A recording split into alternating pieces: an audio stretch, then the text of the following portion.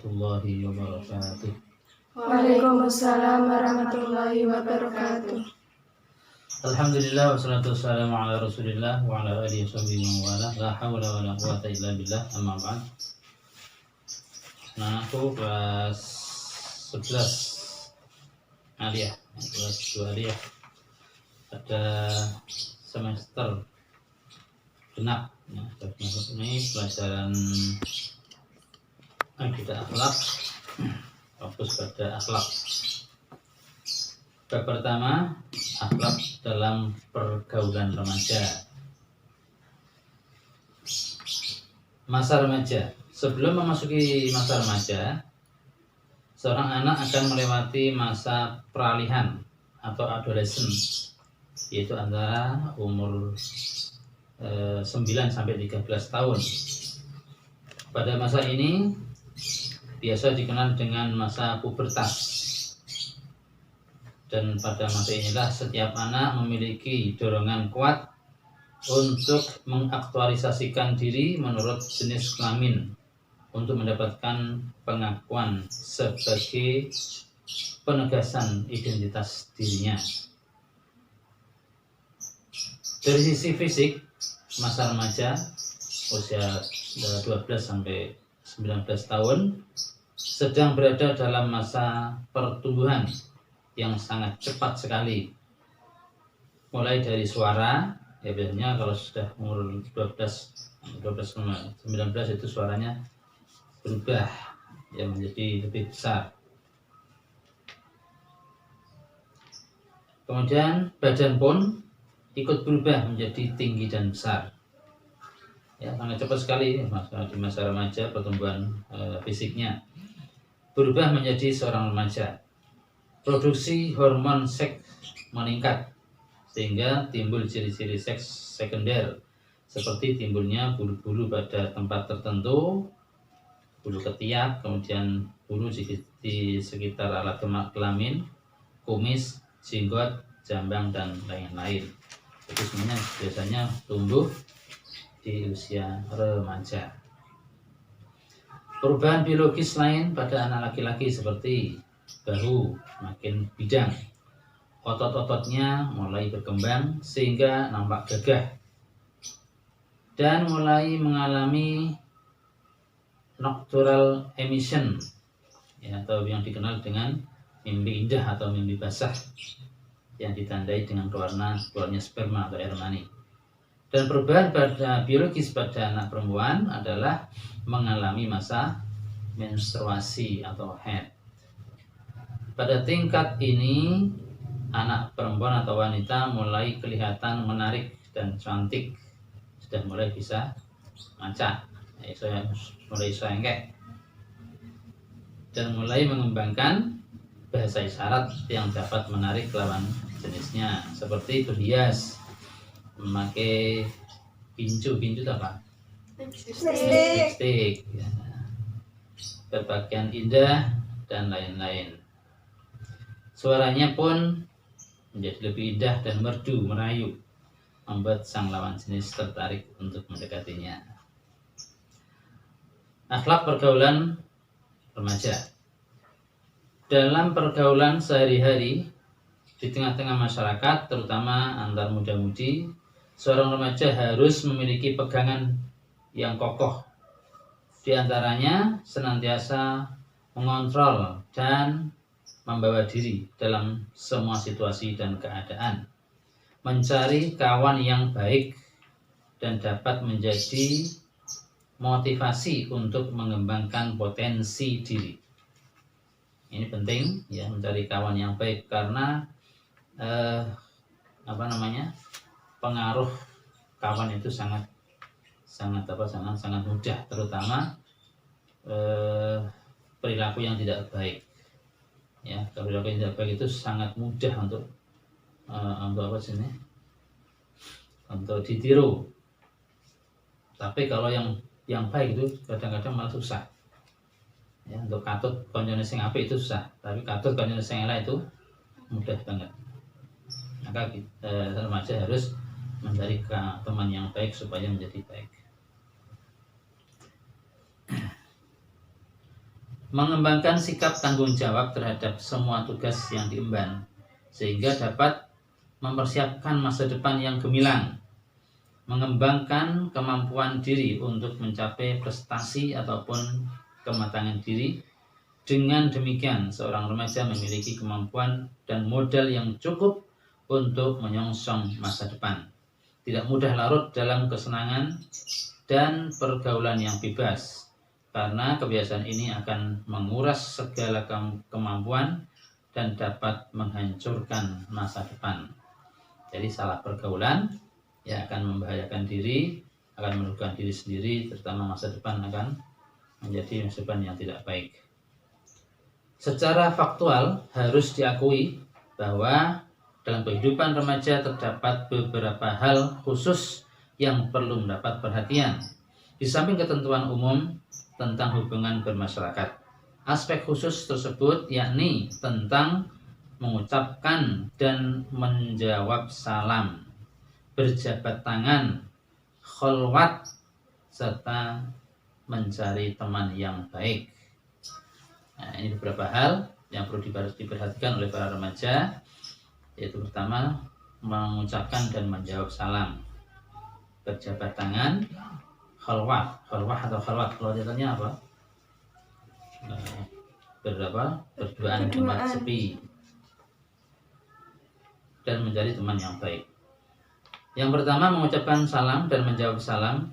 Islam mengajarkan kepada semua muslim untuk saling bertukar salam apabila bertemu atau berjumpa. Bertemu atau bertamu, supaya rasa kasih sayang sesama dapat selalu terpupuk dengan baik. Rasulullah SAW bersabda dalam hadis yang diriwayatkan oleh Imam Muslim dari Abu Hurairah radhiyallahu anhu, la tadkhulunal jannata hatta tu'minu. Kalian tidak akan masuk surga sehingga kalian beriman. Wala tu'minu hatta tahabbu. Dan kamu tidak beriman dengan sesungguhnya, dengan iman sesungguhnya, sehingga kalian saling mencintai. Awala adullukum ala syai'in idza fa'altumuhu tahabbtum. Maukah aku tunjukkan kalian pada sesuatu, kalau kalian melaksanakannya maka kalian akan saling mencintai. Afshus salama bainakum. Sebarkanlah salam di antara kalian. Jadi salam itu ya orang yang selalu saling mengucapkan salam setiap bertemu akan menumbuhkan rasa kasih dan sayang, rasa cinta dan kasih sayang. Dan itu adalah tanda-tanda beriman. Salam yang diucapkan minimal adalah Assalamualaikum. Tetapi akan lebih baik dan lebih besar pahalanya apabila diucapkan secara lengkap. Assalamualaikum warahmatullahi wabarakatuh. Kemudian yang menjawab bagaimana? Kalau yang menjawab minimal sama dengan ucapan salamnya. Kalau salamnya Assalamualaikum, jawabannya Waalaikumsalam. Nah, ini banyak yang salah macam-macam. Waalaikumsalam. Itu salah. Yang benar apa? Waalaikumsalam. Nah, kalau bisa ditambah jawabannya. Kalau salamnya Assalamualaikum, jawabannya Waalaikumsalam warahmatullahi. Salamnya Assalamualaikum warahmatullahi, jawabnya Waalaikumsalam warahmatullahi wabarakatuh. Kalau salamnya Assalamualaikum warahmatullahi wabarakatuh, jawabnya sama atau ditambahi? Waalaikumsalam warahmatullahi wabarakatuh waridwanu.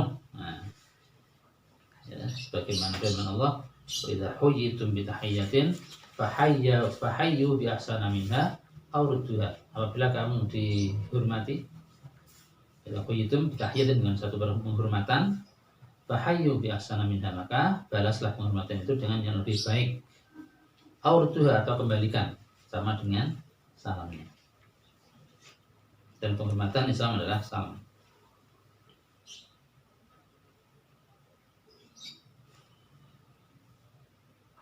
Mengucapkan salam hukumnya sunnah, dan menjawab salam hukumnya wajib. Ya. Salam yang diajarkan oleh Islam yang bernilai tinggi, universal, dan tidak terikat dengan waktu, bernilai tinggi karena mengandung doa untuk mendapatkan keselamatan, rahmat dan berkah dari Allah Subhanahu wa taala. Universal karena berlaku untuk seluruh umat Islam di mana saja, kapan saja, tanpa mengenal perbedaan bangsa, bahasa dan warna kulit. Kemudian yang kedua, berjabat tangan. Rasulullah SAW mengajarkan bahwa untuk lebih menyempurnakan salam dan menguatkan tali ukhuwah Islamiyah, sebaiknya ucapan salam diikuti dengan berjabat tangan atau bersalaman. Tentu jika memungkinkan. Rasulullah SAW bersabda dalam satu hadis yang diriwayatkan Imam Tirmidzi dari Al-Bara' bin Azib, "Ma min muslimaini yaltaqiyani fayatasafahani illa ghufira lahuma qabla an yatafarraqa." Dua orang muslim berpapasan, bertemu, lalu mereka berjabat tangan, maka Allah akan mengampuni dosa-dosa mereka sebelum mereka berpisah. Berjabat tangan haruslah dilakukan dengan penuh keikhlasan dan tercermin dari cara bersalaman. Ya, salaman ya dengan usah ikutan, oke. Biasa aja lah ya. Salam dengan penuh ikhlas ya. Jadi ininya benar gini loh ya. Aja Siti ujungnya tak dan sambil memandang orang yang disalam. Kadang harus sambil melingos, ini berarti gak ikhlas gitu ya. Nah, kalau kalau salamnya dengan ikhlas, dengan penuh kasih sayang, maka gugur dosa-dosanya. Dosa-dosa diampuni oleh Allah sebelum berpisah. Rasulullah SAW mengajarkan kalau menjabat tangan seorang harus dengan penuh perhatian, keramahan, dan muka yang manis. Nah, kalau mukanya kurang manis tambah gula. Pandangilah muka orang yang disalami. Jangan bersalaman sambil memandang objek yang lain, karena sikap demikian akan menimbulkan perasaan tidak dihargai. Bisa-bisa yang disalami akan tersinggung. Ya, jangan menarik tangan dengan cepat dan tergesa-gesa yang mengesankan kita berjabat tangan tidak dengan segala senang hati, tapi karena terpaksa keadaan atau dengan perasaan berat. Anjuran untuk berjabat tangan tidak berlaku antara pria dan wanita, kecuali antara suami istri atau antara seorang dengan mahramnya. Seorang yang beragama akan menghormati orang lain yang teguh memegang norma agama. Nah, ini pernah ada dialog ya antara orang Kristen dengan orang Islam.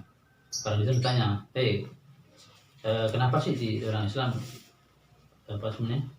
berjabat tangan salaman nggak boleh laki-laki dengan perempuan?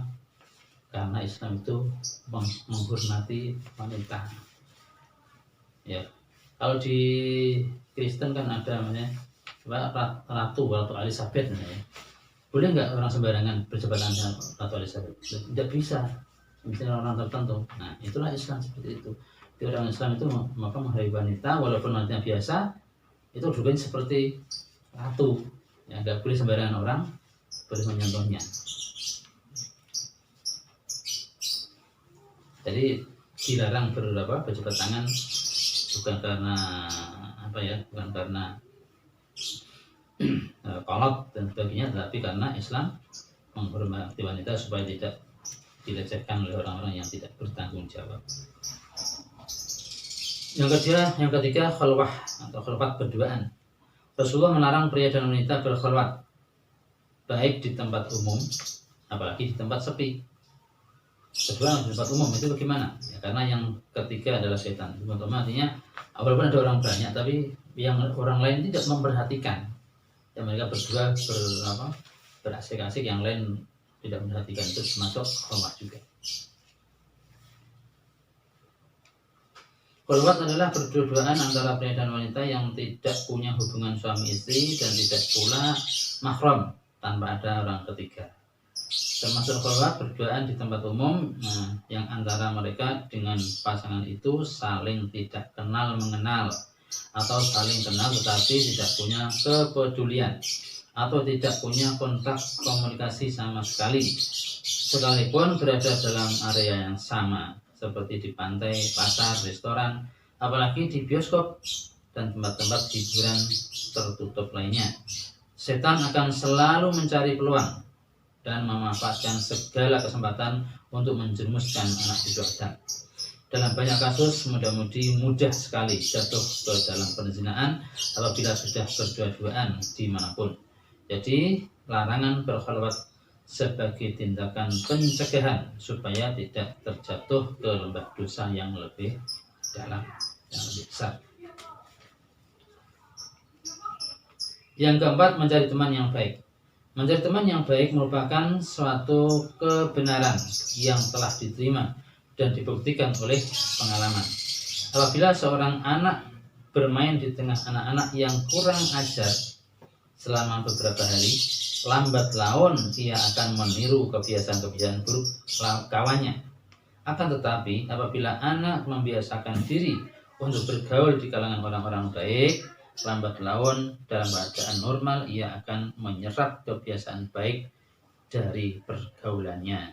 Setiap orang dianjurkan bergaul dengan orang-orang soleh, karena sesungguhnya orang-orang yang lurus dalam tutur kata dan perbuatan mereka serta menjalani kehidupan yang sejalan dengan kehendak ilahi Rabbi memiliki semacam daya tarik. Maka barang siapa yang mempunyai fitrah bersih akan cenderung memilih untuk bergaul dengan orang baik. Sesungguhnya setiap orang akan mengikuti jejak orang yang mengiringinya. Seorang penyair menyatakan, janganlah bersahabat dengan orang jahat, jaga jarak antaramu dengannya. Berapa banyak orang yang jahil menjadi bijak kala dipersaudarakan dengan orang bijaksana. Orang akan disamakan dengan temannya bila ia bersahabat dengan orangnya.